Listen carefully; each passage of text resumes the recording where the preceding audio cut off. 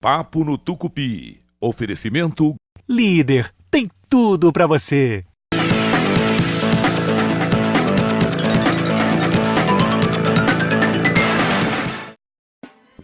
Ele foi o governador que mais tempo exerceu o poder no Pará, exatos 12 anos pelo voto direto. De músico, cantor e ator, Simão Robson de Oliveira Jatene, de raízes libanesas e nascido em Castanhal, a 70 quilômetros de Belém, graduou-se em economia e se tornou técnico dos governos que vieram com a abertura democrática dos anos 1980. Sempre atuando nos bastidores da política, serviu nos governos de Jader Barbalho e Almir Gabriel, até ser guindado a governador nas eleições de 2002.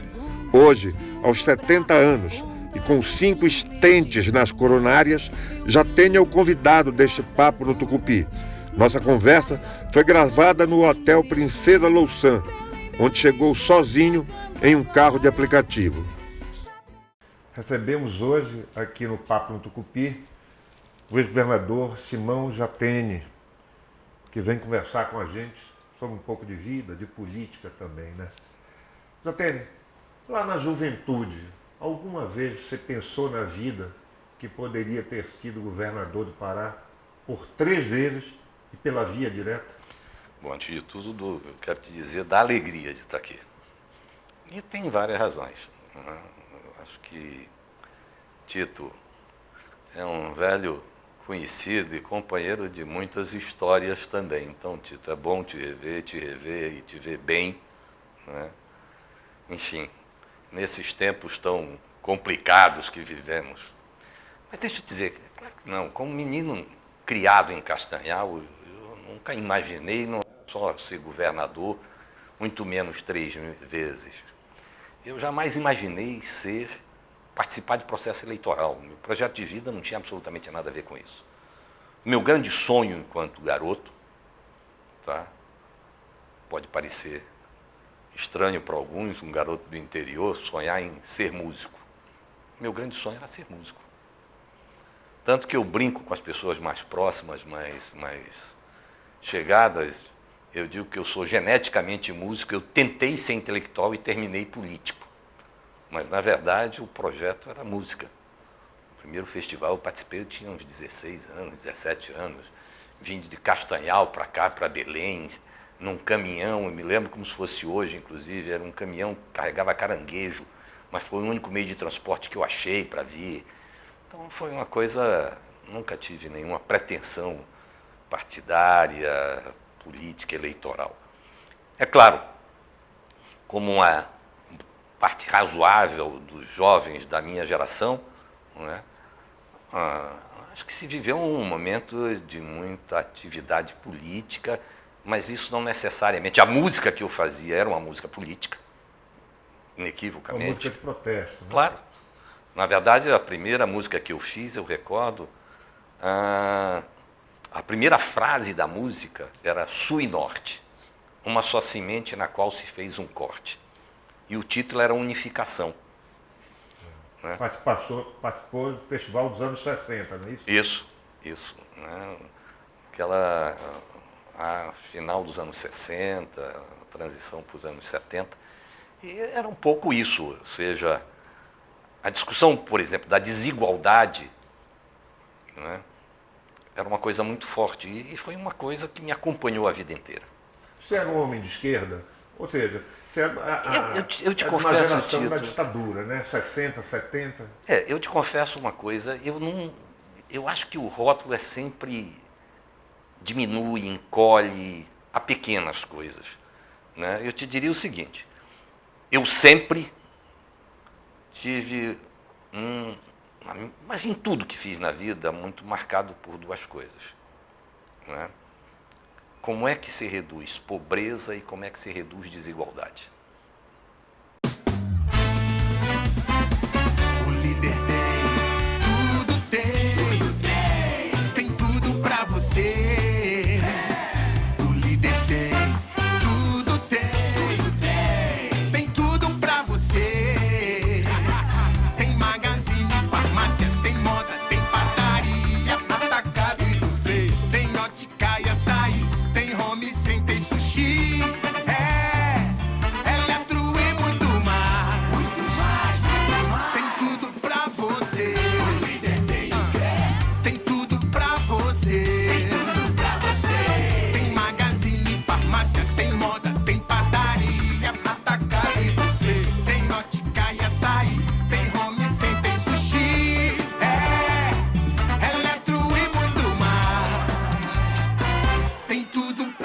você. O líder tem tudo pra você.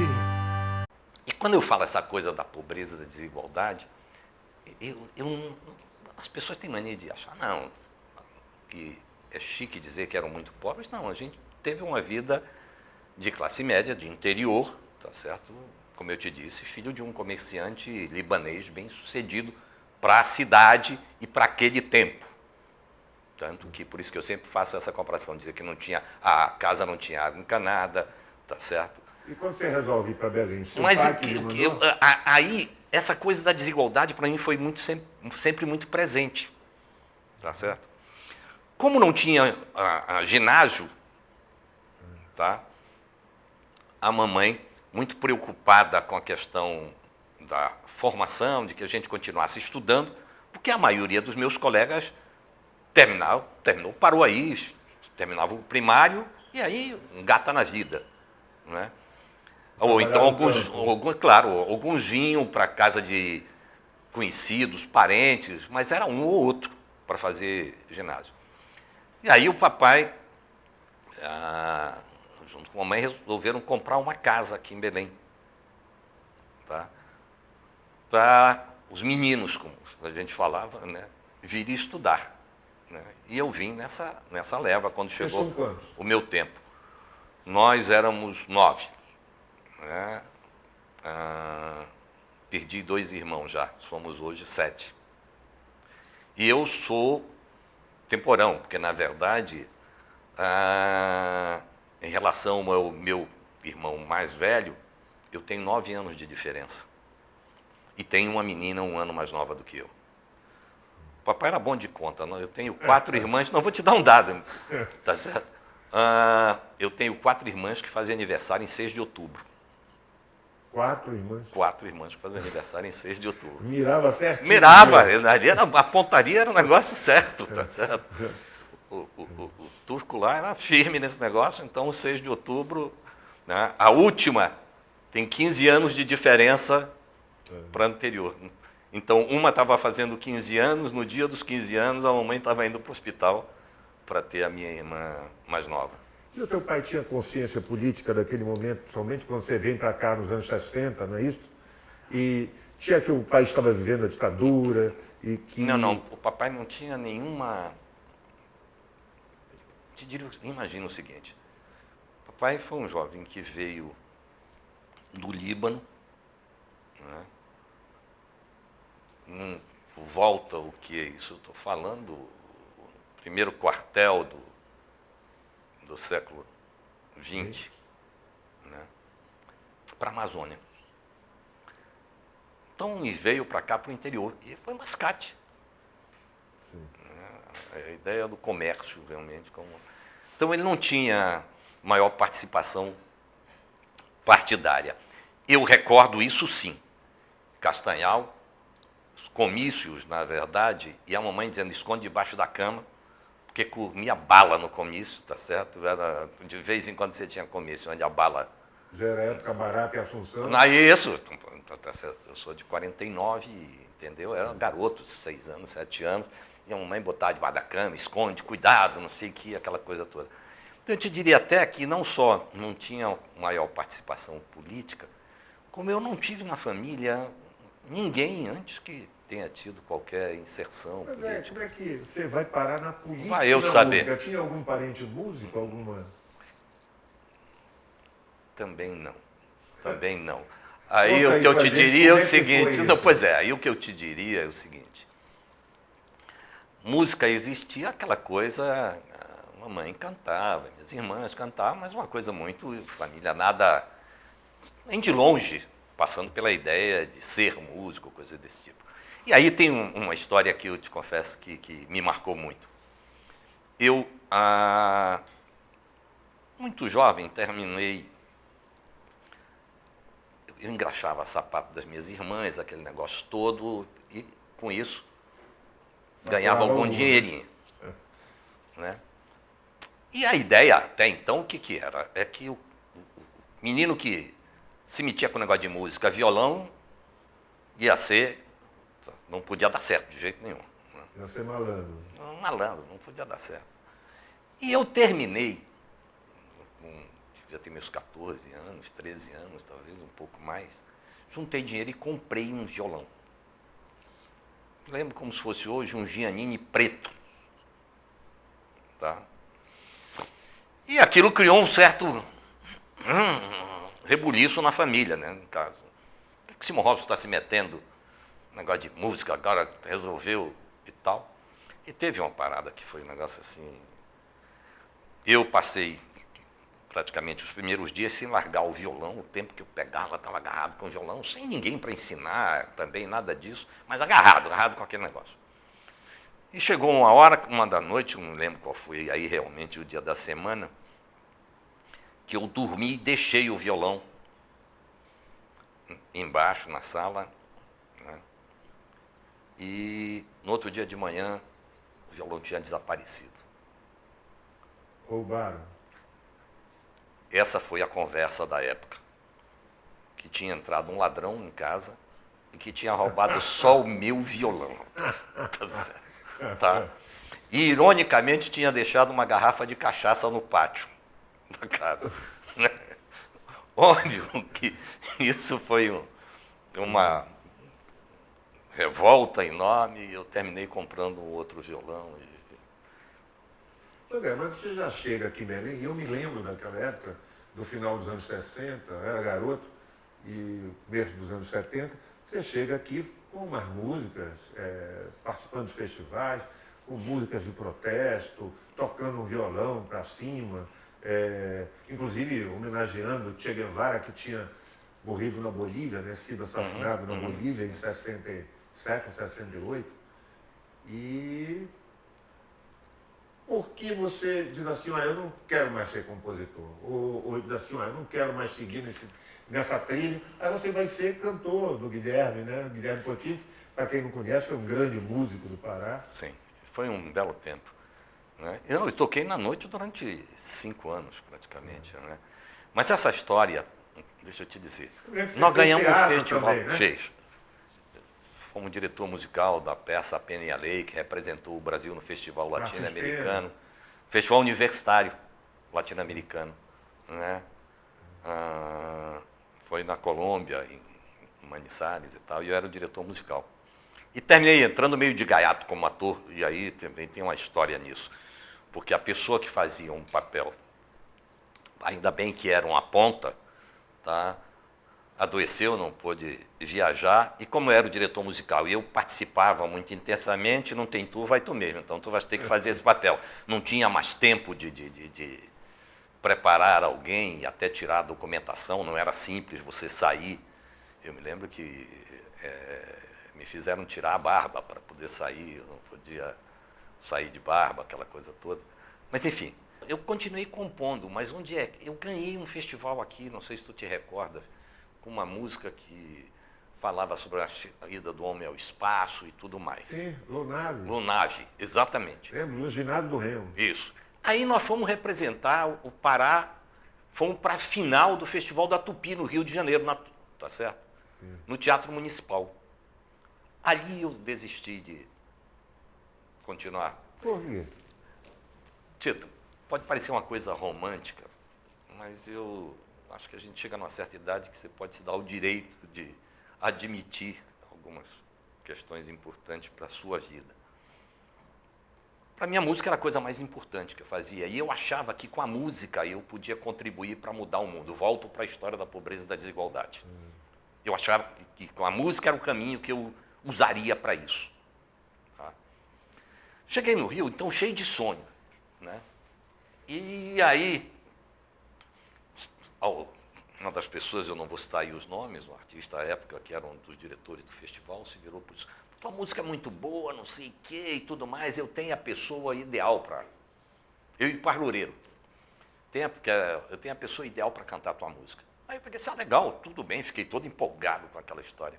Depois o resumo da ópera, para não alongar muito. Eu fiquei sabendo que a pessoa era uma pessoa que ele estava se relacionando e que ele queria que estivesse na final do festival. Era isso, não tinha nada a ver com ter gostado ou não ter gostado da música, esse negócio todo. Isso foi muito ruim para mim. Né? Eu muito garoto, muito ruim. Aí eu digo, não, pela música não vai dar para ir por aí, eu vou continuar tocando, Mas essa história, pela música, eu não vou conseguir o que eu Mas quero. era uma música libertária, né? A música que cantava da América Latina, né? Exatamente. A independência. Exatamente. Eu volto a dizer aqui do Che Isso. Guevara, né? Que você Então- fez uma canção. Essas canções estão gravadas ou você Não. perdeu A elas? maioria... Você relembraria delas se fosse de pedido para gravar? Dizer, olha, eu quero gravar um disco com a sua Talvez, música. eu me lembro, por exemplo, que nós, àquela altura, fizemos, eu e Paz Loureiro, uma música sobre o medo. Tá?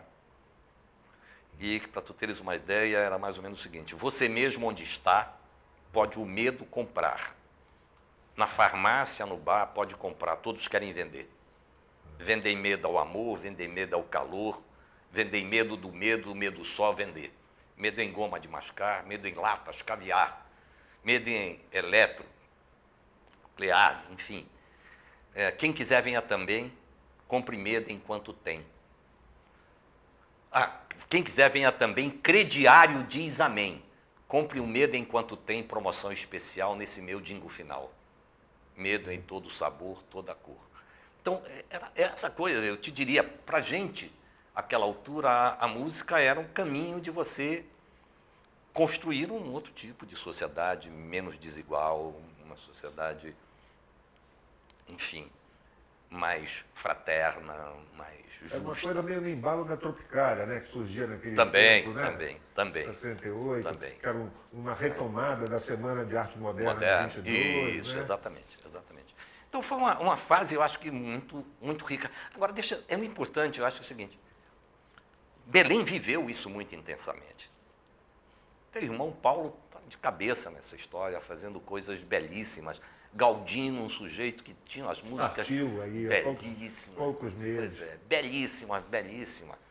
Tá certo? O Vilar fazendo Zé músicas Maria de Vilar bonitas, Ferreira. claro, né? O Galdino, eu recordo que fez naquela altura uma música sobre Vila do Conde. Vila de Conde, não, né? Vila de Conde, não sei para onde vai. Lá na minha terra tinha um rio de águas claras, né? Onde pescadores e seus peixes, e a minha infância se banhava. Era uma música muito bonita. Eu acho que ali teve uma produção cultural muito intensa aqui em Belém. Será que agora que você largou aí o governo, que aí pelo menos dizem que a política só tem uma porta, né? A De entrada, Quero saber se você já pendurou a chuteira atrás da porta. Olha, Tito, eu pendurei, tá certo? Agora, eu acho que é importante ter claro o seguinte: pendurar a chuteira, no sentido de candidatura, sim. De fazer política, de ser político, é muito complicado isso. Tu percebe? Porque aí não dá, e o que eu acho é que você imagina que você tenha outras trincheiras para você continuar defendendo os teus sonhos. Eu sei que nesses tempos de absoluta, enfim, onde as pessoas estão muito descrentes, tá certo? Sem sonhos, etc. Fala disso pode parecer até besteira. Mas tudo que eu fiz na minha vida foi tendo raiz em sonhos, de imaginar que era possível ter um país melhor, que a Amazônia poderia ser vista sob uma outra lente, com uma outra ótica, tá certo? Tanto que eu estou te dizendo isso, sul e norte, uma só semente. É claro que aí era uma simplificação enorme de uma questão complexa como a desigualdade, né? Mas eu acho que isso ainda persiste até hoje. Eu hoje, se tu me perguntar o seguinte: Atene, qual é a pergunta que tu terias mais, de forma mais permanente na tua vida? Eu vou dizer muito franco, é onde erramos. Essa é a pergunta que eu acho que hoje não deixa você, enfim, acomodar, não deixa você cair numa postura de distanciamento, tá certo? De perplexidade, não, onde nós erramos, nós temos que responder isso. Não é possível, eu sempre digo que o Brasil tentou passar para o século XXI sem passar pelo XX. Tá certo? Nós trouxemos para o XXI coisas do XIX, porra. coisas do 19. Um país marcado pelo que eu chamo, na verdade, de síndrome dos ismos. Clientelismo, paternalismo, personalismo, patrimonialismo, onde a ideia de pertencimento coletivo é muito frágil, né? E, para mim, isso está na raiz de grande parte dessas coisas todas. E onde nós conseguimos fazer, para mim, uma das coisas mais dramáticas. Para mim, confiança sempre foi princípio civilizatório. O homem não teria chegado onde chegou sem uma coisa chamada confiança. Porque a confiança é que terminou garantindo com que uma pessoa mobilizasse, tá certo? Um grande número de outras pessoas em torno de uma mesma questão, uma mesma causa, um mesmo desafio, um mesmo problema. Então, a confiança, para mim, ela é princípio civilizatório. Em tudo. O que é o Estado? O Estado é uma grande abstração, pô. Ele existe porque as pessoas confiam que ele existe. Eu, quando dava aula na Faculdade de Economia, eu, de vez em quando falava sobre a moeda, pegava uma nota, um pedaço de papel e cortava do tamanho de uma moeda, de uma cédula. E aí perguntava para os meninos qual é a diferença entre os dois. Vamos ser francos, são 2 pedaços de papel. O que diferencia? Ah, esse tem valor. Mas, sim, mas tem valor. O que é isso, valor? Tá certo? As pessoas acreditam naquilo. E no Brasil, vamos ser francos. É uma crença, né, econômica. Claro. Mas então, mas por quê? Porque existe uma confiança. E no Brasil nós conseguimos destruir isso. Quem confia em quem hoje no Brasil? E quem confia em quê? Pois é, mas isso a gente vai saber ali no próximo bloco. O líder tem tudo pra você. O líder tem tudo pra você.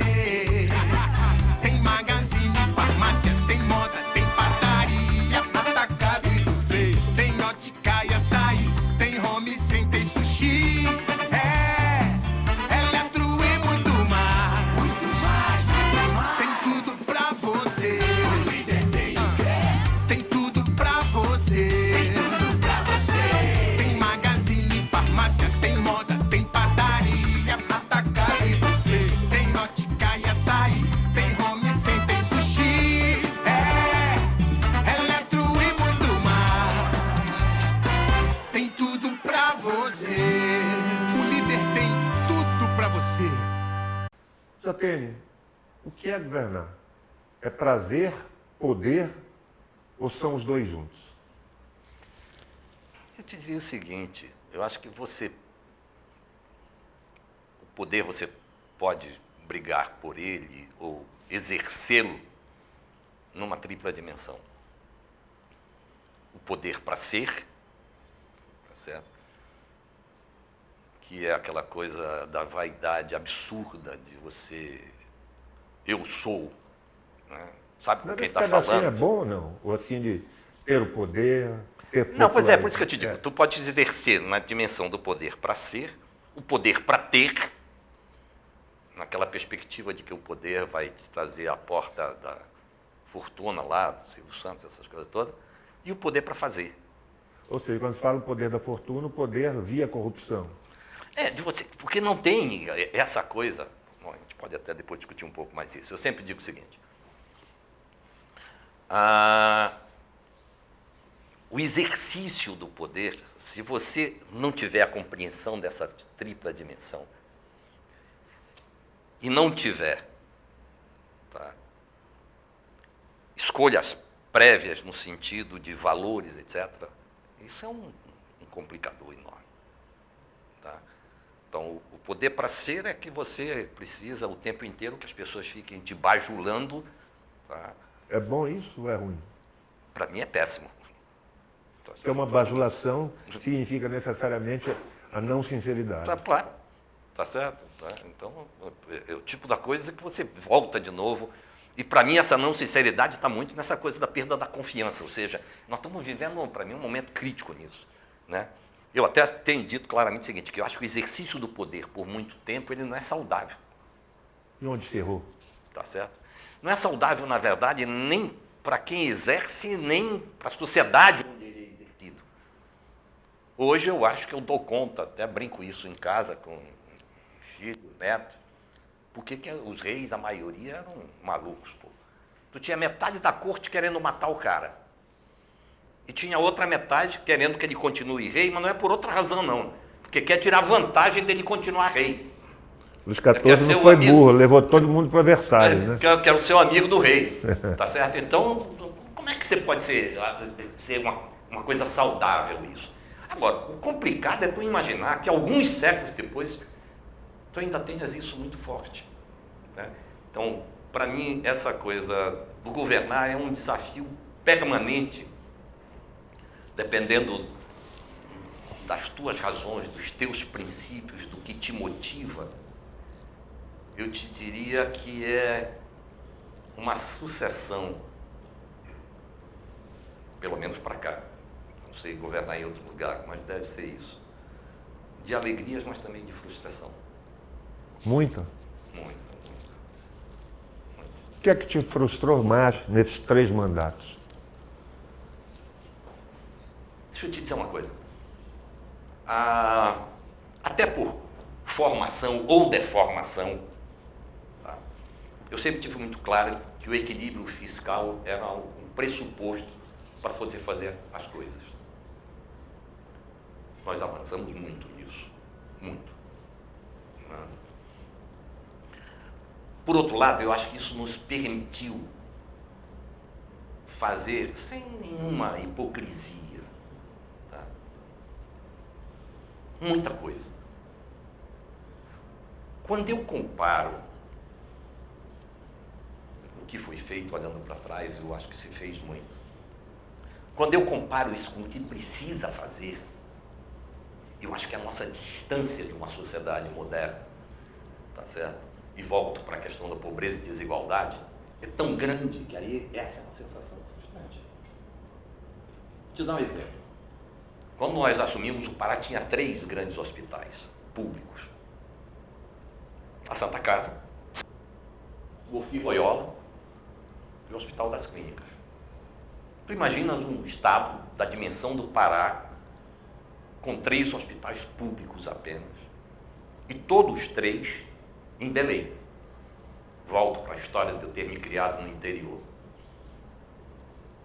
Eu sei o que é você ter alguém que precisa de atendimento médico, porque vivi isso na minha infância. Tá? Você não teve. Nós construímos 18. Você focou muito na saúde no seu governo. Mas então, porque esse para mim era um grande desafio, era você criar uma rede de hospitais que pudesse cobrir um pouco melhor o atendimento da população. Tá? O número de leitos nós aumentamos profundamente. Quando isso vai para os indicadores, a nossa condição originária era tão precária, tá, que mesmo com 18 novos hospitais, eu tenho clareza que a saúde ainda está muito longe de ser o que eu imagino que seria desejável e que acho que a sociedade e a população precisa. Vou falar Então, nisso. eu estou te dando exemplo disso, de por que é uma sucessão de alegrias e de frustrações, tá certo? Eu te confesso que no dia que eu entrei no CIR, que provavelmente algumas pessoas nunca foram, que é o Centro Integrado, tá certo, de recuperação de pessoas com deficiência, que é sem dúvida um dos mais modernos do Brasil, e eu tive depoimento, que inclusive da América Latina, é belíssimo o centro, não só fisicamente, mas em termos de atendimento, etc. Eu não consegui deixar de me emocionar e chorar, pô. Tá? Mas eu sei que aquilo é uma gota d'água no oceano. Tá? Vou falar nisso, já tem essa pergunta que sempre fica. O que é governar no sentido? O Estado vem mantido desde o ano passado, né? Uma média de arrecadação própria de 1 bilhão e 100, 1 bilhão e 200, uma transferência de 1 bilhão e 700, 1 bilhão e 800. Depois de feitos os repasses constitucionais, Poder Judiciário, Ministério Público, Poder Legislativo e o pagamento de pessoal, os ativos e inativos, quanto sobra para se governar? Eu acho que a conta, é até mais fácil fazer uma outra conta.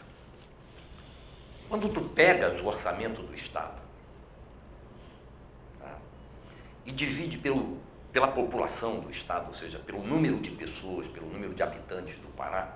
6 milhões? Tá certo? Não, nós temos 8 milhões de pessoas. 8 milhões hoje. Isso. Quando tu pegas essas duas coisas, tá, isso não vai te dar por mês, tá, algo em torno de R$300 Por habitante. por habitante. Agora, R$300 para fazer saúde, educação, segurança, transporte, lazer, água, saneamento.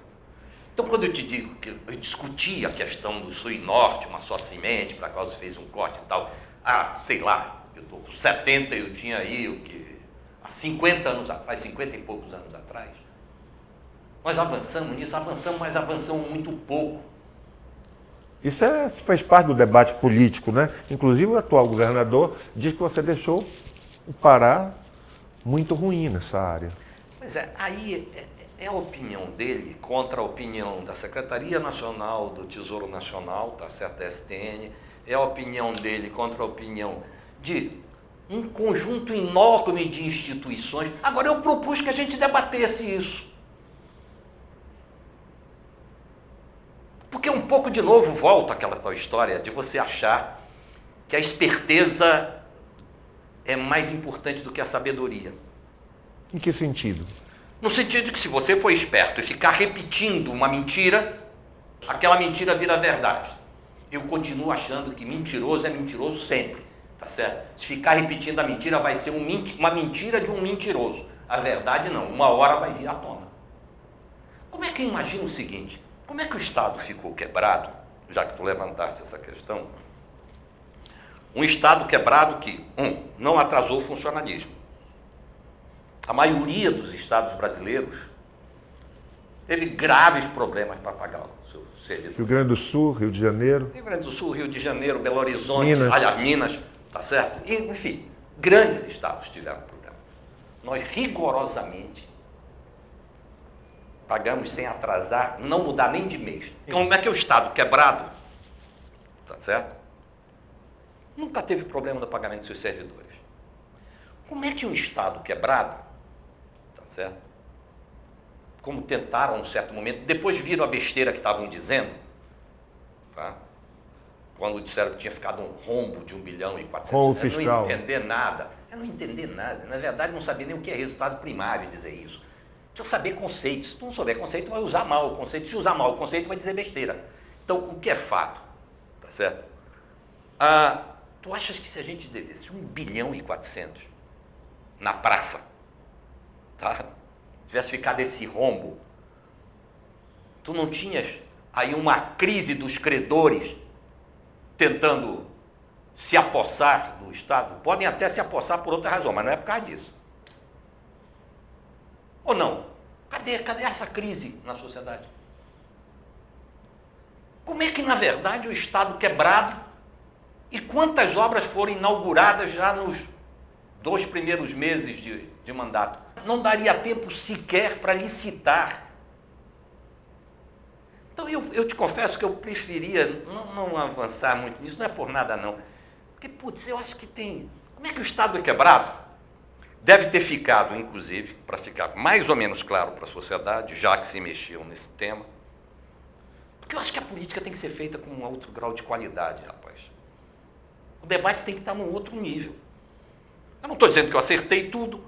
Agora, não pega uma área, inclusive uma área que, putz, grila, existe um reconhecimento nacional. O Pará foi sempre reconhecido como um Estado, tá, que teve a sua condição fiscal equilibrada, as suas contas.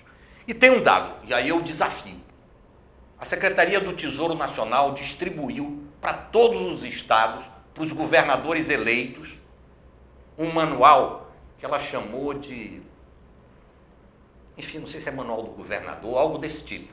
Mas é uma publicação para o governador eleito, onde ela fala da situação do estado que o governador está assumindo. Divulga isso, rapaz. Lá tem uma das condições, é sobre, por exemplo, o que a gente chama de espaço. O que significa? Fiscal para você se endividar. O Estado pode tomar de empréstimo 1 bilhão e 400. Como é que o Tesouro Nacional só tem bobo ali em cima agora que resolveu, ou então estão querendo proteger o Jatene? Pois é, mas aí você disse aí que foi uma situação contábil em que você fez uma economia, uma poupança. Claro! E por que a gente fez isso? O que acontece? Veja bem, nós vivíamos permanentemente num quadro de profunda insegurança. Por isso que alguns estados atrasaram o pessoal. Com isso, nós tivemos o cuidado de fazer uma poupança. E é permitido legalmente? Claro que sim. Claro que sim. Claro que sim. Esta poupança financiou, no último ano, uma expansão grande dos investimentos. Nós investimos no último ano mais de 2 bilhões de reais. Algumas obras ficaram prontas, outras estão para serem entregues aí. Outras até já poderiam estar funcionando também. Tá? Mas para mim essa, inclusive, é uma atitude republicana. É você entender que o governo, na história, não começa quando você chega, nem termina quando você sai. Tá? Como é que foi financiado isto? Então, neste ano de 18, por causa dos investimentos elevados, se gastou mais do que se arrecadou. Não significa que tenha ficado a dívida, porque se gastou mais do que arrecadou naquele ano, mas que foi financiado com a poupança que veio dos anos anteriores. Precisa ser honesto dizer isso. O cidadão faz isso na vida dele, pessoal. Por isso que fica a pergunta que iniciou, que você fez a conta ao contrário. Mas é o seguinte, depois de feitos os repartos constitucionais, feita o pagamento dos ativos e inativos, quanto sobra no caixa? Ô Tito, essa é uma conta que precisa ver o seguinte. Tá? Quando eu disse que eu queria colocar de outro lado, o Fernando Henrique disse que governar era ter 400 bilhões no caixa. Não, pois é, mas eu acho que a coisa não é tão simples assim, não. Eu acho que a coisa governar é você fazer como é que 300 reais, porque senão você fica só na conjuntura. O quanto fica no caixa é uma questão de conjuntura. A minha discussão é uma outra.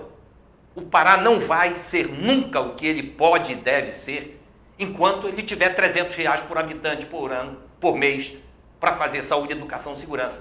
O que significa dizer, a distribuição do bolo no Brasil está errada, está equivocada. O Pará não pode continuar sendo, tá certo? Um estado que gera um saldo da balança comercial brutal como nós geramos, tá? Agora começaram a falar da Lei Candir. Eu estou discutindo Lei Candir há quanto tempo? E nunca tivemos maior apoio para esse debate. Aliás, a taxa hídrica que se paga no Pará é ridícula. Tá certo. 2,5 milhões que se paga de taxa das águas. Brincadeira. Tá só a taxa mineral que você instituiu dá 44 milhões. Pois é, quando nós começamos, inclusive, e tivemos, inclusive, determinados grupos políticos aí, tá? Contra a própria taxa mineral, que terminou trazendo para os cofres do Estado mais 500 milhões.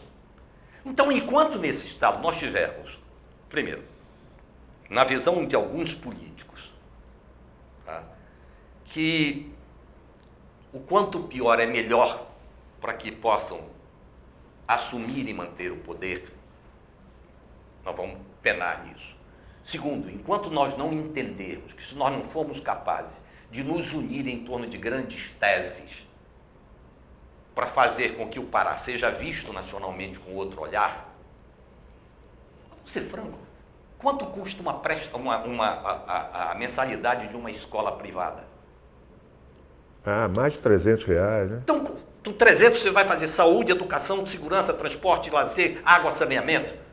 E aí alguém chega numa disputa política e promete mundos e fundos, sabe que não vai cumprir. Por isso, quando eu digo o que é que sobra, essa não é uma boa forma de mensurar, porque eu vou te dar um dado. Ficou, por exemplo, de operação de crédito já realizada, mais de 1 bilhão de reais. Aí alguém pode estar pensando, sim, já tem, então tu endividaste o Estado. Não, o Pará é o Estado segundo com menor dívida do país. Uma das coisas que você falou é a união política nesse Estado, né? Mas ela é muito antiga. Vem desde do Sodré e Lemos, depois passamos para Assunção e Barata, depois viemos para a época da ditadura, Lacídio, Jarbas. Como é que se pode promover uma união? Porque essa desunião ficou forte, principalmente no governo em nível federal do PT e dos tucanos, e aqui, nível regional, entre o PSDB e o PMDB. Haveria algum desdobramento que pudesse fazer essa união política? Vamos lá. Eu tentei aqui no Estado, o Gabriel tentou fazer a União pelo Pará.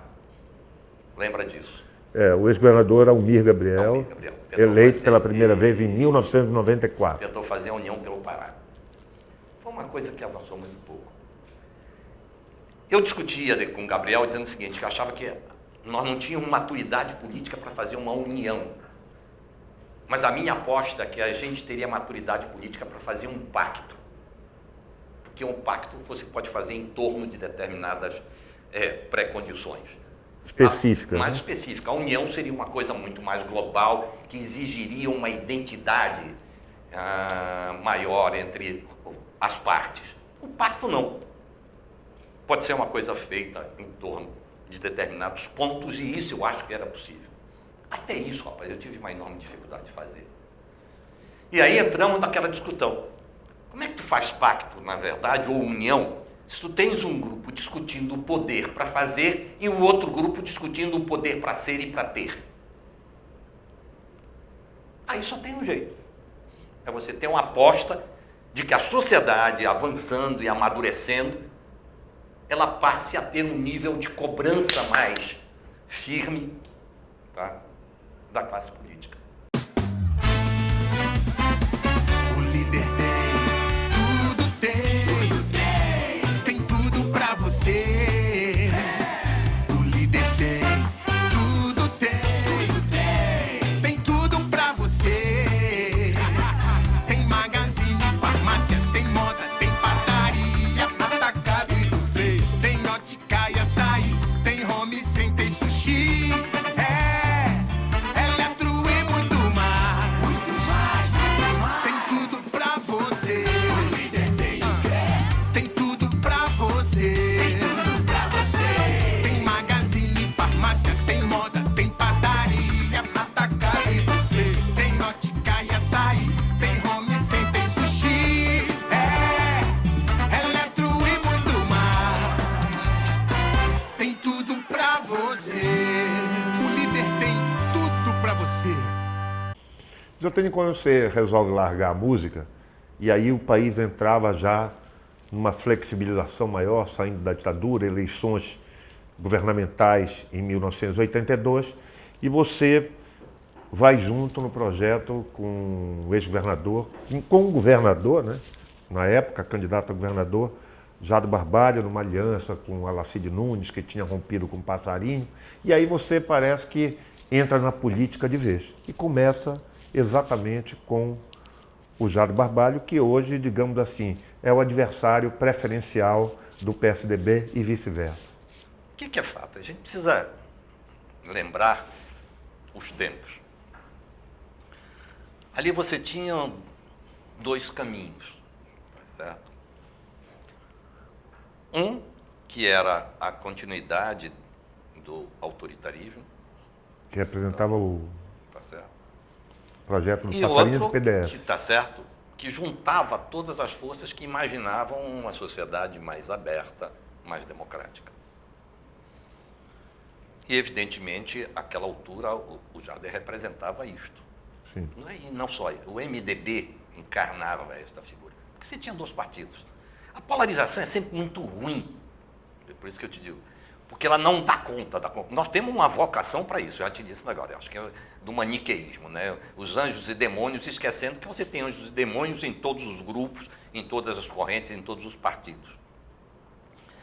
Então, ali era uma divisão muito clara. Tá? Era uma divisão muito clara. E, obviamente, fazia parte. Tá? Mas não acho nem que ali eu tenha sido... porque Mas ali que começa a carreira, Mas né? a minha proposta, àquela altura, eu te diria, basicamente, era o seguinte, de novo. Como economista... Como secretário de Tá Planejamento, certo? né? Pois é, não esquece, eu tinha acabado de fechar o mestrado na Unicamp. Em Campinas, né? Tá? Que era, inclusive, na verdade, também uma escola que tinha essa coisa da desigualdade e da pobreza muito forte. Tá? Então, eu vim muito nessa perspectiva. Tá? Foi isso que terminou me movendo a engatar mais diretamente na campanha, fazer plano de governo, enfim, ajudar a construção do discurso e tal. Aí chega no Ministério, inclusive no Ministério da Reforma agrária. Reforma Agrária, né? Tá certo? Isso depois tem razões aí que... A própria razão de escrever. Eu acho que, na verdade, a ideia era um pouco... Eu já tenho daqui, porque... Tá certo? Enfim. Aí chega-se na fundação do PSDB, que já em 88 já havia o racha, né? E que tinha toda uma discussão, eu te confesso, pelo menos aqui, se a gente seguia com o PT ou criava, de fato, um novo partido. Então, eu acho que tanto o PT quanto o PSDB, quanto o MDB, tiveram papéis importantes nessa história. Eu não consigo demonizar ninguém. Isso, para mim, tá?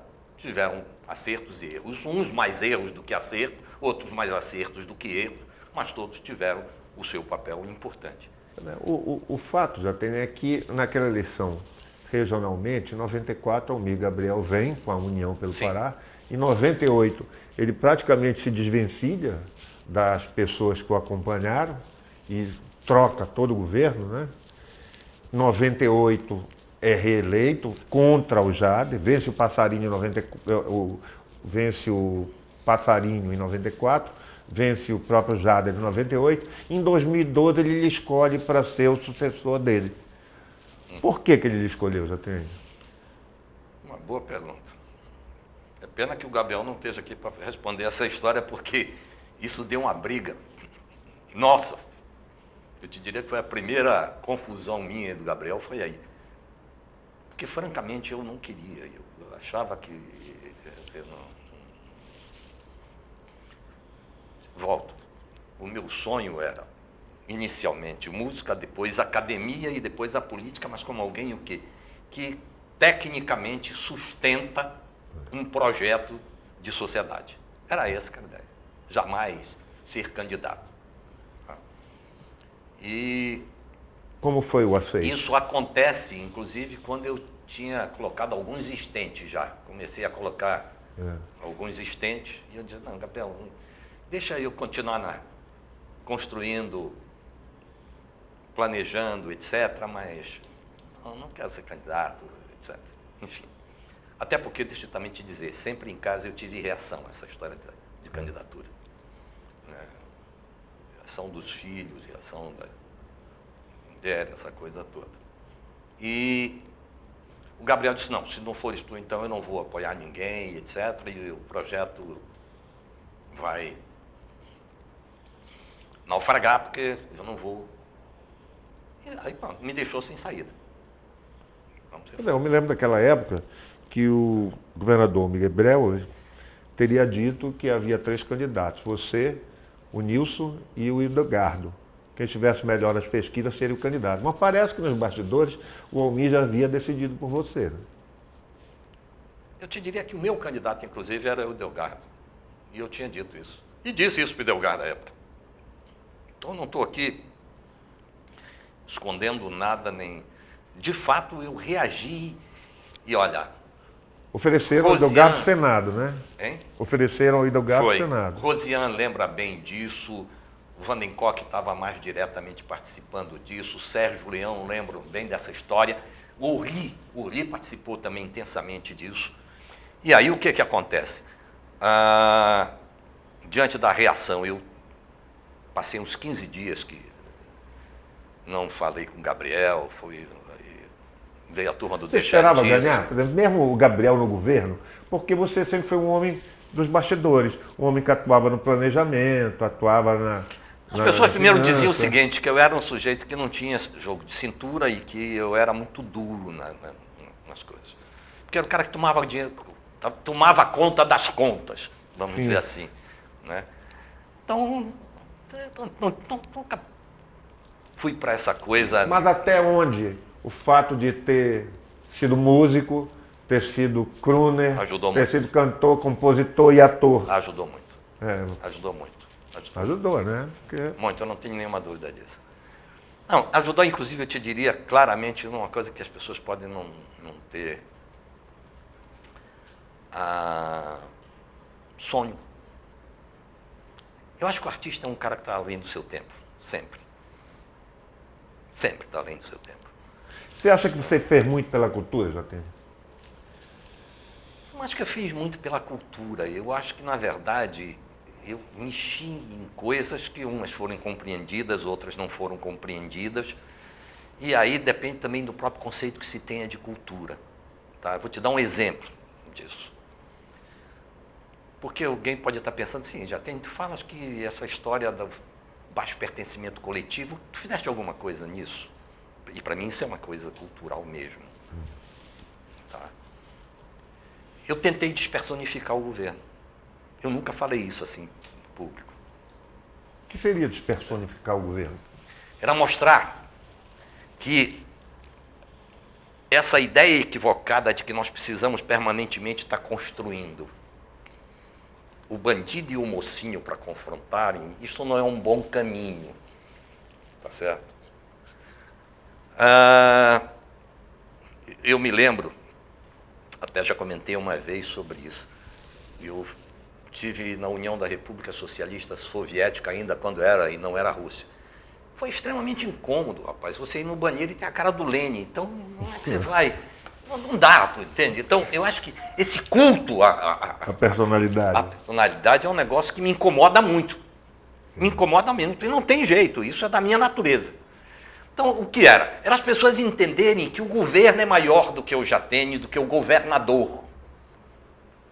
Aí alguém pode dizer assim, Jatene, me dá um exemplo disso. Se você prestar atenção, nós acabamos com o slogan de governo.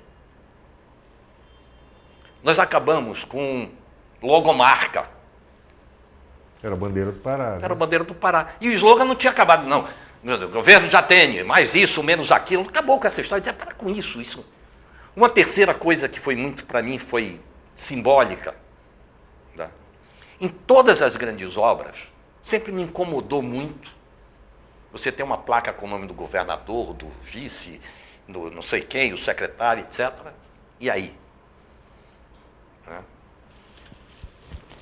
Todas as grandes obras nossas, do lado dessa placa, tem uma placa com o nome de todos os operários. Isso não é porque eu queria ser diferente. Várias obras eu propositalmente, vou repetir, propositalmente, não fui inaugurar. Quer um exemplo delas? Diga. A duplicação da perimetral eu nunca inaugurei. Por quê? Porque me incomoda a gente que inaugura até um buraco na rua, tá certo? Tá? Gente que inaugura a placa, pô. Isso sempre me incomodou, pô. Isso é um negócio que me cria... Porque, de novo, volta àquela história do personalismo, né? É o poder para ser. É o poder para ser. E tem várias escolas eu nunca fui inaugurar. Para alguns, a turma do marketing dizia que isso era uma doidice. Pode ter sido, eu não sei. Mas, realmente... O que é que eu queria com isso? Que as pessoas entendessem que não precisa o governador estar tomando um cafezinho e batendo na costa, tá certo? Tá? Até porque não é simples você pegar R$300, manter equilíbrio das contas, não atrasar salário e construir 18 hospitais, tá certo?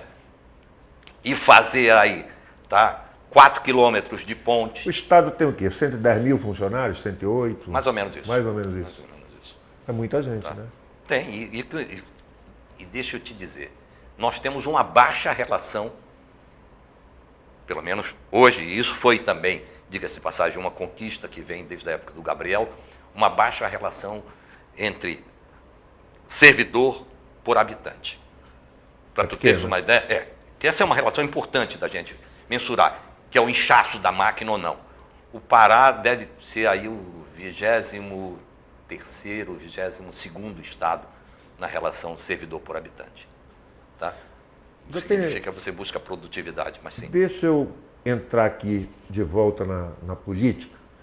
Você, no seu primeiro mandato, teve como vice a Valéria Pérez Franco, que depois houve Já no segundo mandato, você teve o Helenilson, em 2010, e já em 2014, o Zequinha Marinho. Parece que você não se deu muito bem com seus vícios, né? A Valéria foi pro candidato à prefeitura, depois há um rompimento com o Vic, que era o marido dela. Em 2010, com o Helenilson, que aspirava a ser candidato ao governo do estado, aí entrou numa questão tumultuada ali ao Senado, com muitos candidatos. E agora, em 2018, o Zequinha Marinho, que passou para o outro lado. O que é que acontece nessa relação com os vices quando se está governando? Eu acho que aí é melhor perguntar para os vices, tá certo? Eu não vou ser aqui, o cara dizer que o tal do japonês que está todo mundo mascando esquerda e direita, ele direita e esquerda, dizer, mas eu estou certo. Não, eu devo estar...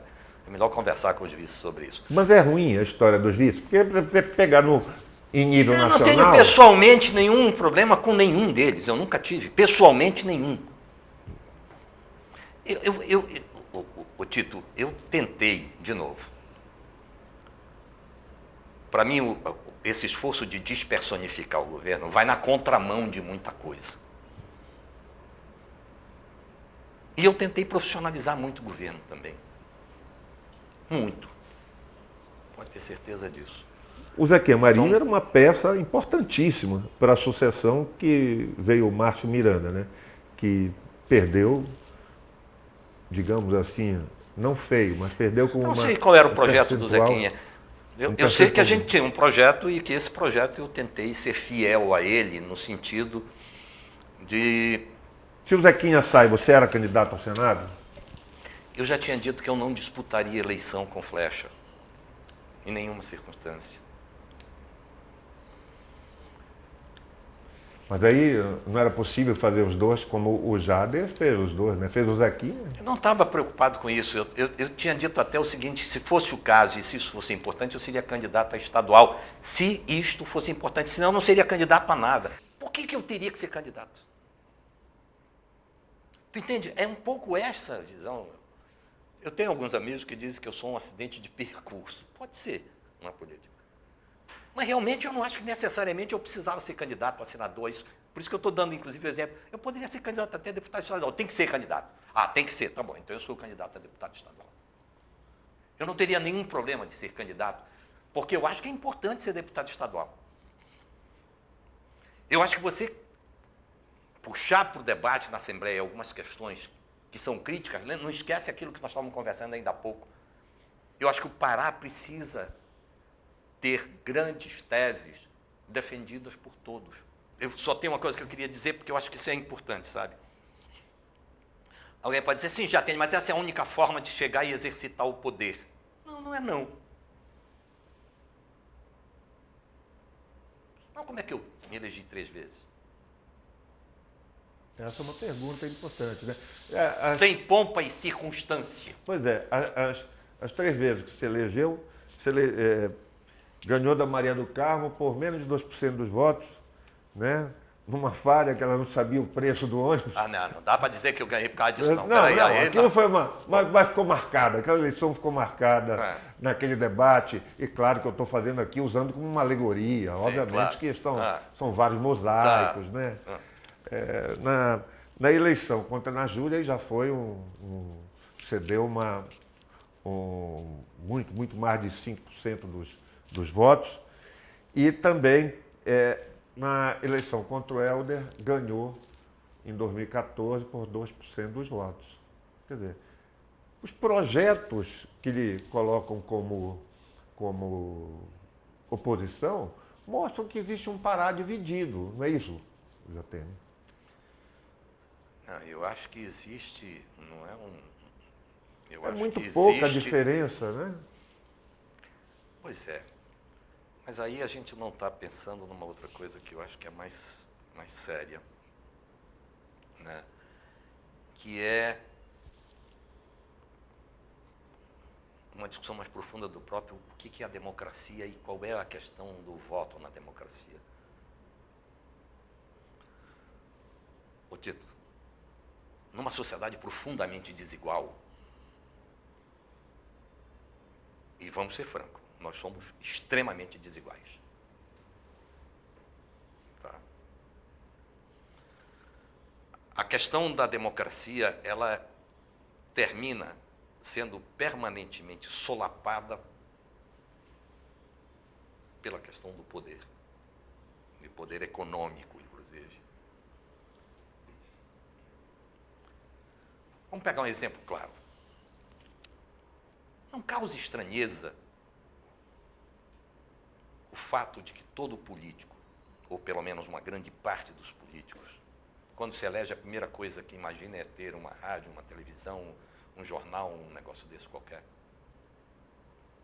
Era, né? Agora está mais difícil. Não, está mais difícil, pode, provavelmente, de conseguir, não de querer. Tá certo? Agora é proibido. Não, mas de querer, concorda comigo? De querer que É uma obsessão. Tá certo? Por isso que os projetos não são semelhantes, não. Os projetos são muito diferentes. Tu não acha estranho que o Gabriel tenha sido governador 8 anos e eu 12? E nós não tenhamos nenhum um jornal de bairro?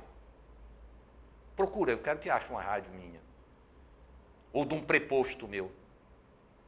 Tu acha que, na verdade, isso não foi discutido no nosso grupo, que precisa ter para fazer isso?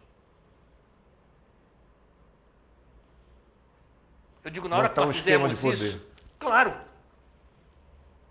Então o resultado da eleição expressa isso aí.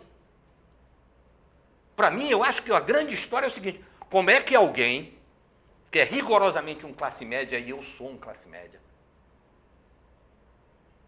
alguém que eu estou disposto a explicar a qualquer momento, para quem quer que seja, cada uma das coisas que eu tenho no meu imposto de renda, e tudo que eu tenho está no meu imposto de renda, tá certo? Chega 3 vezes ao governo. Pela via direta, né? O Barata chegou, mas 2 que interventou. Então, para mim, isso mostra que nem tudo está perdido. É essa que eu quero dizer. Eu não acho que seja mérito meu, não. O que eu acho é que a sociedade precisa, anseia, ela quer isto. Agora, num esquema onde a questão da desigualdade é tamanha, o mau uso do poder, tá, termina tendo uma influência muito grande nesses resultados. Então, eu te diria que é o inverso. Não acho que esteja dividido.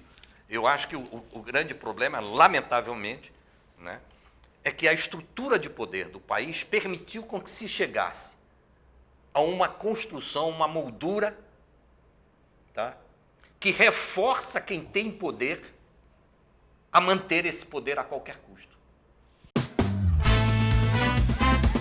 O líder tem tudo pra você. O líder tem tudo pra você. Tem magazine, farmácia, tem moda, tem padaria, atacado e buffet, tem ótica e açaí, tem home center e sushi. Eletro e muito mais. Tem tudo pra você. O líder tem tudo pra você. Tem magazine, farmácia, tem moda, tem padaria, atacado e buffet, tem ótica e açaí, tem home center e sushi.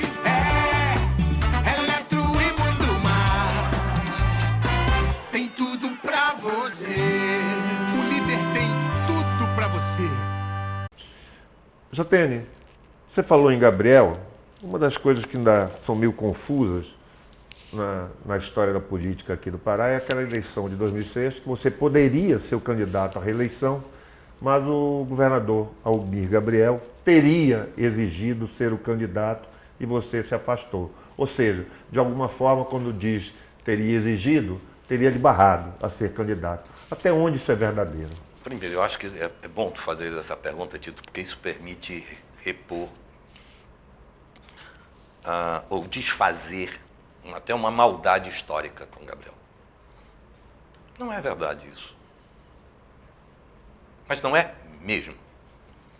Tá certo? Eu não vamos perder de vista que eu já disse que na primeira eleição eu já não queria ter sido candidato.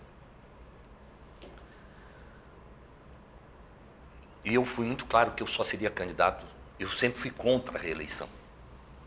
Eu achava que a reeleição não era uma boa, tá? Particularmente para nós. Eu não sou contra o estatuto da reeleição, no geral.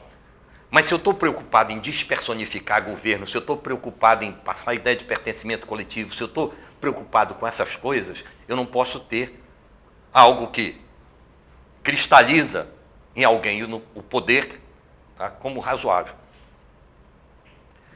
Se o Gabriel não fosse viável, mas o Gabriel era um candidato viável. O Gabriel foi um grande governador. O Gabriel ficou depois chateado comigo, etc., mas ao final terminou reconhecendo algumas coisas, nós nos reencontramos e foi muito gostoso. Mas o que eu acho que é importante é uma demonstração clara daquilo que eu te disse. Não necessariamente se você tem um projeto e ele, mais do que ninguém, expressava bem esse projeto, por que eu teria que ser governador? Ah, porque eu estava melhor na pesquisa. Era uma coisa de circunstância, é uma coisa importante, né? Mas ele, numa eleição. Mas ele estava bem na pesquisa. Agora, o Gabriel, todos nós sabemos que o governo dele, o primeiro governo de 95 a 98, teve um perfil. O governo dele, a partir de 99 até 2002, teve um perfil muito mais populista, né? Um perfil onde abarcou as chamadas lideranças do interior, que trouxe, fez umas coligações que a turma que foi com ele de 94 se afastou um pouco. Ou não? Não, eu acho que tem um pouco de exagero nisso. O que é fato é o seguinte, na história mesmo, quando você vê, o crescimento dos partidos não raramente se dá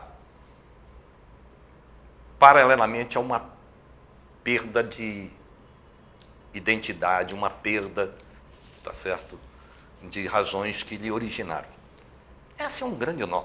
Como é que você cresce sem perder isto? Tá? Quando eu te digo o seguinte, não dá para negar o seguinte. Há pouco a gente estava falando da questão dos veículos de comunicação. Tá? Estranho, pô. Se acusou o Gabriel de tanta besteira, cadê o dinheiro que o Gabriel... Gabriel foi um homem íntegro. Sim. Íntegro. Mas não era isso que se dizia. Pelo menos algum grupo. Tu percebe? O Gabriel nunca quis ter rádio, televisão, jornal. Mas ele era tinha uma personalidade muito... Não, o Gabriel era uma pessoa vaidosa, não adianta também a gente querer tapar o sol com a peneira, que não tira os méritos dele. Meio autoritário também, né? Talvez um pouco mais, tá certo, do que seria o padrão médio. Diria assim, ele dava os exemplos dele, né? Mas ele era incisivo nas coisas que ele pensava, ele já vinha com a questão decidida na cabeça, mais ou menos, né? Ouvia pouco, né? Eu acho que eu era uma das poucas pessoas que ele ouvia, tá certo? Mas aí é uma questão muito mais pessoal, eu acho que isso não diminui nada o esforço. O fato do governo dele, que foi um governo progressista, digamos assim. Os governos dele, acho que sim. Tá certo? Eu acho que não houve desvio de rota e o projeto, de certo modo, eu acho que avançou. Agora já tem o Almir Gabriel também foi prefeito do Jader, né? Vocês vêm junto com o Jader, né? Na realidade. O Almir já vinha desde o Alacide, foi seu secretário de saúde e quando chega em 2010, na eleição de 2010, ele também rompe com você, né? Sim. E volta ao Jader. Você entendeu essa movimentação política dele? Deixa eu te dizer uma coisa.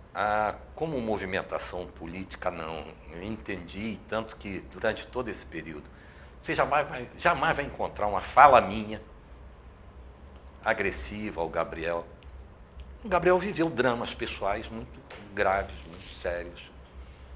E eu te digo o seguinte, se tem uma coisa que aí volta a história do músico político, tá? Eu sempre aprendi que o drama do outro é drama. Normalmente a gente acha que o drama da gente é drama e o do outro é uma pitada de canalice. Isso é uma coisa que me incomoda muito. Ou seja, o seu drama é drama, mas o drama do outro, isso tem uma pitada de canalice aí atrás. Não, o drama do outro também é drama, sabe?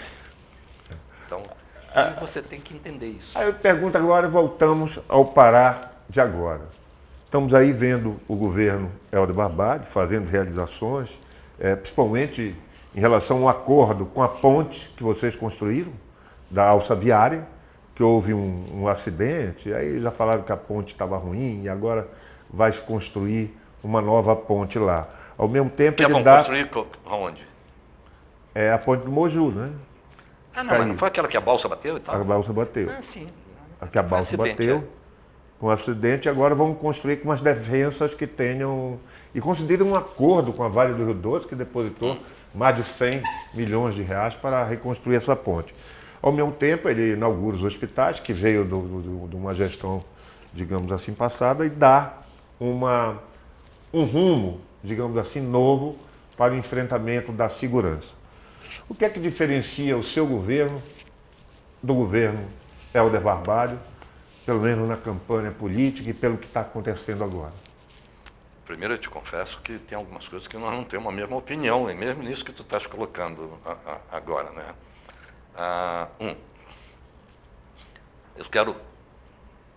Eu acho que o nosso governo tinha uma diferença fundamental. A questão da despersonificação é fato. E eu vou te dar um exemplo. A Ana Júlia começou a Santa Casa. Na inauguração da Santa Casa, eu chamei a Ana Júlia para inaugurar. Eu acho que precisa ser... Eu não estou dizendo isso. Alguém pode pensar, porque tu está querendo ser chamado. Não, nem vou. Mas eu só estou te dizendo o seguinte, é você assumir que aquilo é fruto de um esforço coletivo. Então, essa para mim é uma diferença de fundo, não é uma diferença superficial. Porque é esta diferença de fundo que vai contribuir para que a sociedade se perceba que o grande artífice, que o grande construtor, que na verdade... O grande transformador é ela, e não o seu fulano ou o seu Beltrano. Então, por que você não foi transmitir o cargo isso para o é Helder? uma questão de fundo, tá certo? Por outra questão de fundo, tá certo? Qual? Tá?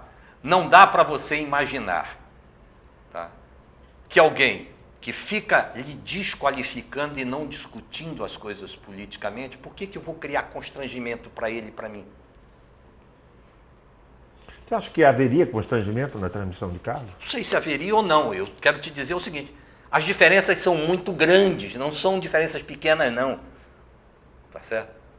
As diferenças são o seguinte, eu não teria coragem de dizer que recebi um Estado quebrado quando o Estado pode tomar 1 bilhão e 400 de empréstimo, quando o Estado não tem dívidas. E a prova é que a sociedade não tem nenhuma convulsão com credores cobrando, quando o Estado não atrasou, quando o Estado, tá certo, que eu recebo, deixa uma série de obras que eu, nos primeiros meses, já estou inaugurando.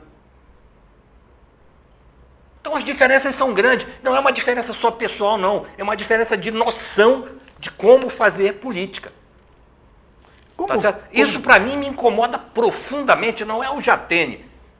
Mas é, de novo, você querer voltar a uma ideia, tá certo? Do eu sou, eu posso, eu faço. Isso é uma bobagem, pô. Nós estamos onde chegamos por causa disso. Você tem uma, digamos assim, uma questão pessoal não, com o Helder ou com o Jader? Nada. Absolutamente pessoal. Nada. Eu tenho uma diferença fundamental de como ver a sociedade, tá certo? Que eu acho que esta forma de política que ainda se está fazendo, nos trouxe aqui. Hoje você pega, por exemplo, a rádio e a TV Cultura, está sendo transformada numa outra...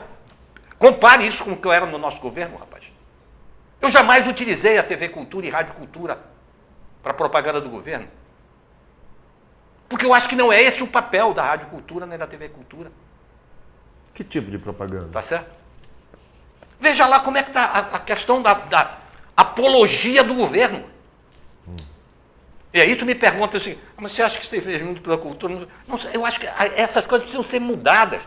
A lógica de tratar a questão pública Para mim, público é público, privado é privado. Aliás, estatal é estatal, privado é privado, público é algo que é maior do que o privado e maior do que o Estado. Vamos pegar o condicional se. Sim. Se você pudesse ser candidato pela terceira vez, não pudesse, digamos assim, no lugar do Márcio Miranda... Se eu teria sido candidato? Não, no lugar do Márcio Miranda, Sim. você venceria o Helder? Sei lá, eu não sei, isso aí eu não tenho... No governo? Eu não tenho mais idade. Por que demorou a escolher o candidato que foi o Márcio? Porque eu acho que a gente tinha algumas coisas aí muito sérias. Quais? A primeira delas, tá certo?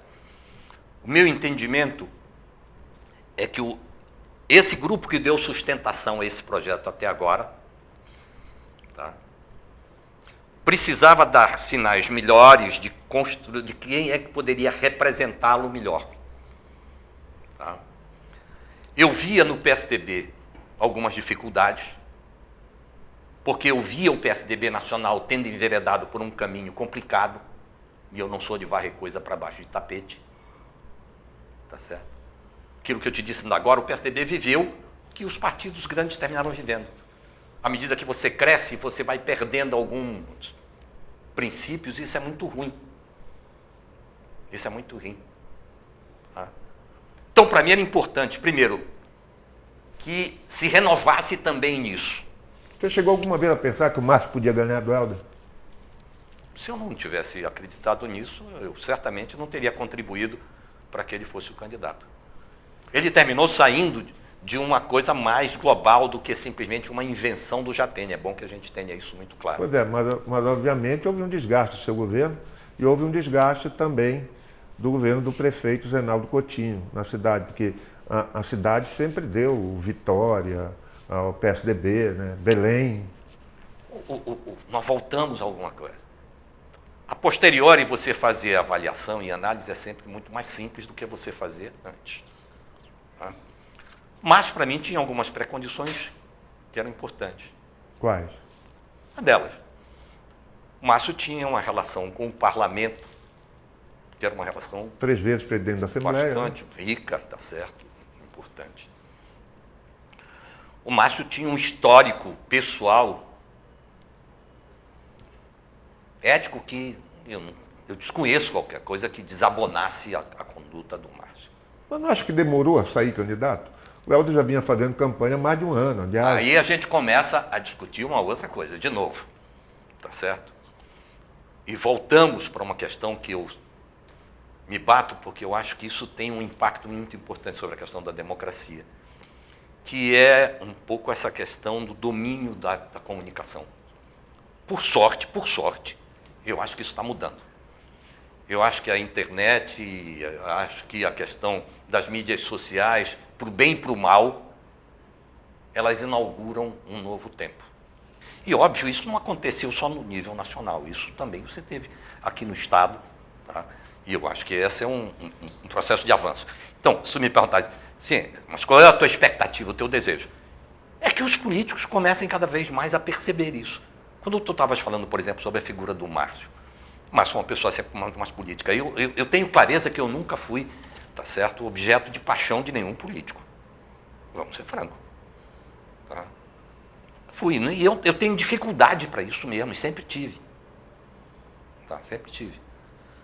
Eu não sou de estar em festinha, não sou de estar... Não é meu perfil, não é isso.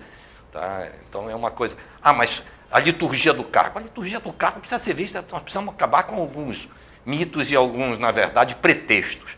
Meu pai dizia que uma coisa era justificativa, a outra é pretexto. Tá certo? Muitas vezes você gosta do negócio... Eu jamais me gostei de ter aquela entourage, aquele aparato todo em torno de mim. Nada mais me incomodava do que eu entrar no lugar, as pessoas levantarem, eu já ia fazendo assim, senta. Sim. Tu percebe? E é só pegar as imagens que vão ver exatamente isso. Eu tenho um dos prazeres do poder é exatamente ser reconhecido pela população? Eu te diria que, eu não sei se é um prazer do poder, tá? Mas eu acho que o carinho das pessoas, e eu vou ser sempre devedor, deixa eu dizer isso, porque isso me emociona ainda, é alguém chegar com você e dizer: e aí, rapaz, como é que tá? Você está bem? Que bom de ver bem, não sei o que e tal. E começar a te ver, que eu acho que é desmistificar aquela história, de novo, da distância. Tu percebes? Da distância. Eu vim para cá de Uber. Tem que acabar com essa história. Por que não pode ser assim? Se eu viesse de Mercedes é porque eu tinha roubado, pô. Tá certo? Que conversa é essa? Agora não, é a mise-en-scène do Jatene 20, não é mise-en-scène nada, é que é uma coisa mais inteligente. Se eu viesse com o carro, tá? Primeiro, eu ia levar um tempão para estacionar aqui. Então, se é o táxi, o Uber, termina. As pessoas precisam começar a perder um pouco esse processo de desumanização, tá? Da figura do político, da figura do líder, etc. Qual era o meu pecado? Eu já tenho que gostar de pescar. Putz, ainda gosta? Muito. Tá certo? Muito. Tá? Lá em São Caetano de Odivelas? São Caetano de Odivelas, tá certo? Ou em qualquer buraco onde tenha aí, tá certo? Peixe. Numa briga mais ou menos igual, tá certo? Tá? Linha fina, que é para também o cara ter alguma chance. Mas isso é outra história. A outra coisa. Porque o Jatene gosta de tocar. Qual é o problema disso, rapaz? Tem músico, qual é o pecado disso? Aliás, você recuperou o hino do Pará, né, que estava meio esquecido. Isto, para mim, volta naquela direção que a gente estava discutindo cultura, que a gente estava discutindo, na verdade, despersonificar, que a gente estava discutindo a recuperação de valores. Tu percebe? Então, ali eu não cantava, não. Para mim era uma coisa de você tentar fazer com que as pessoas voltem a se gostar, rapaz. Se as pessoas não se gostarem, não gostarem do seu estado, tu queres que eu te diga o seguinte? Eu nunca morri de amores pelos Estados Unidos. Mas que dá uma certa...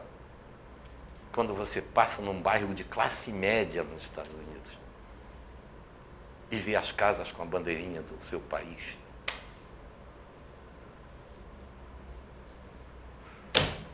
Foi outro tipo de construção, né? Claro, mas por ter sido um outro tipo de construção também, nós não podemos achar, tá, que nós estamos fadados e condenados a sermos um país onde o jeitinho brasileiro é uma forma carinhosa de tratar a transgressão. Tá certo? O certo, Jatene, é que no ano que vem nós vamos ter eleição. O PSDB está preparado? Deixa eu te dizer. Há um desgaste muito grande, né, do prefeito Reinaldo, principalmente agora que deve ter aumentado mais, por causa dessa crise do lixo, né? O PSDB está preparado? Acha que vai enfrentar? Eu acho que é uma crise do lixo que eu acho que precisa aprofundar muito mais o que está por trás do lixo. Mas tudo bem, isso é uma outra história. O que é que está por trás do lixo? Sei lá, eu acho que isso aí é uma coisa que é bom avançar. O que é que está por trás do lixo? É claro, uma boa pergunta. O que está por trás do lixo? Tá certo? Do controle do lixo, dessas coisas todas. Eu acho que essas coisas precisam avançar. Tá? Deixa eu te dizer uma coisa. E é bom que vocês comecem... Eu sempre fui muito até criticado pelo partido por não ter nenhuma obsessão partidária. Eu já te disse que eu tenho inimigo, pobreza e desigualdade. Obsessão, reduzir pobreza e reduzir desigualdade. Porque eu não acredito que nós temos sido construídos para isso. Não acredito. Eu acho que o homem é um projeto para dar certo, ainda é um projeto, mas é um projeto para dar certo. Então, eu acho importante que surjam nomes para disputar a eleição, tá? E que percebam que existe uma necessidade de reaproximar. O que é que você acha da Úrsula? E uma nova sintonia. Úrsula, Priante, Edmilson, os nomes que estão aí. Não acho. Tá certo? Tem algum candidato do PSDB, algum nome? Não, nem também estou preocupado que seja necessariamente do PSDB. Eu estou preocupado que... Eu já te disse isso, eu acho que os partidos se esgarçaram. Aí tu vai dizer, mas não se faz sem partido. Claro que não se faz. Política, numa sociedade democrática, os partidos são um elemento importante. Mas eu acho que está na hora das pessoas entenderem que precisa, não adianta mais. Hoje, o quadro partidário brasileiro não dá conta dos desejos, da ansiedade, das necessidades da população brasileira. Então precisa ser rediscutido isso, rapaz. Não adianta ficar se agarrando à sigla. A Isabela, sua filha, gosta de política. Ela pode ser candidata? Certamente não será. Certamente não será. Certamente não será. E você pensa em algum mandato de senador lá na frente? Também não. Nesse momento, eu estou pensando primeiro, como é que eu ajudo a isso que nós estamos discutindo agora? Como é que eu contribuo um pouco com a experiência da gente para a juventude não repetir? Lembra que eu te disse qual é a pergunta que hoje mais me incomoda? Sim. Onde foi que nós erramos? Então, hoje eu te diria que eu estou tentando dedicar a maior parte do meu tempo a refletir sobre isso e tentar criar mecanismos de dividir esse debate, sobretudo com os mais jovens. Porque, vamos ser francos, o país e o mundo que nós estamos deixando, a minha geração está deixando para a geração mais jovem, não é o país e o mundo que nós sonhamos quando jovens. Isso pode ser, de certa forma, não vai levar ninguém a suicídio, evidentemente, mas, sem dúvida, é desconfortável. E eu acho que o mais honesto, o mais genuíno, é a gente poder fazer essa reflexão e essa discussão de forma muito clara, para que eles não incorram nos mesmos erros que nós incorremos. Mas, para isso, a gente precisa identificar isso de forma melhor. Sabe? O que foi feito de Vera. Obrigado, todos Atênio. os telespectadores aí, todos que estiverem nessa nossa caminhada. Eu estou sempre à disposição.